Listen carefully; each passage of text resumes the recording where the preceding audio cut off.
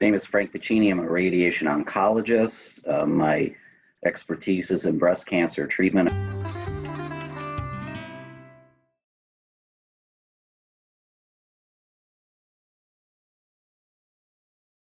There is a role for proton beam radiation therapy for breast cancer, but to understand that, one first has to look at historically the use of proton therapy overall and why there's a resurgence in this interest. Proton therapy is not new. It's been around for decades, many decades actually. And why utilize radiation therapy from protons? It has physical advantages of the radiation beam, what's called the Bragg effect. The typical linear accelerator that produces photons, the radiation therapy, when it's aimed at a target, penetrates through that target. You can modulate that beam, but there's always an exit dose. With proton therapy, the radiation beam stops at a particular point that you set it to stop. And so what's the advantage of that? Obviously, it reduces normal tissue toxicity. And historically, proton therapy was primarily utilized to treat very complex tumors adjacent to very delicate structures.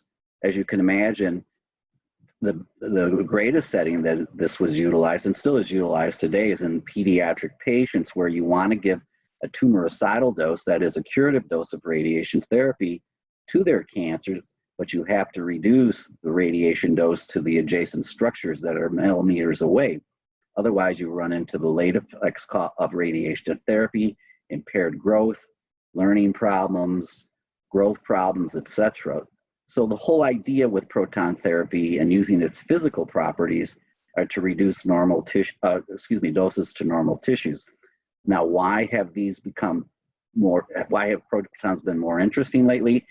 The cost to produce the cyclotrons that produce the protons have come down significantly over the past 10 to 15 years.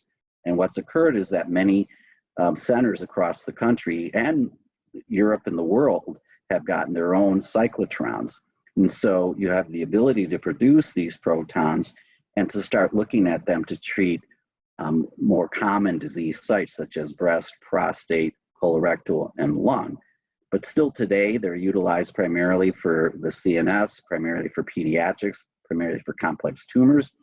Now, what are the scenarios for breast cancer that we're exploring currently? Well, the main indications for protons are in patients with very unusual anatomy where it's very difficult to keep the dose to the tumor very high and the dose to either the heart, the lung, or adjacent structures low. And so again, proton improve that ability to do that. But it's also being utilized in patients where you want to treat the internal mammary nodes.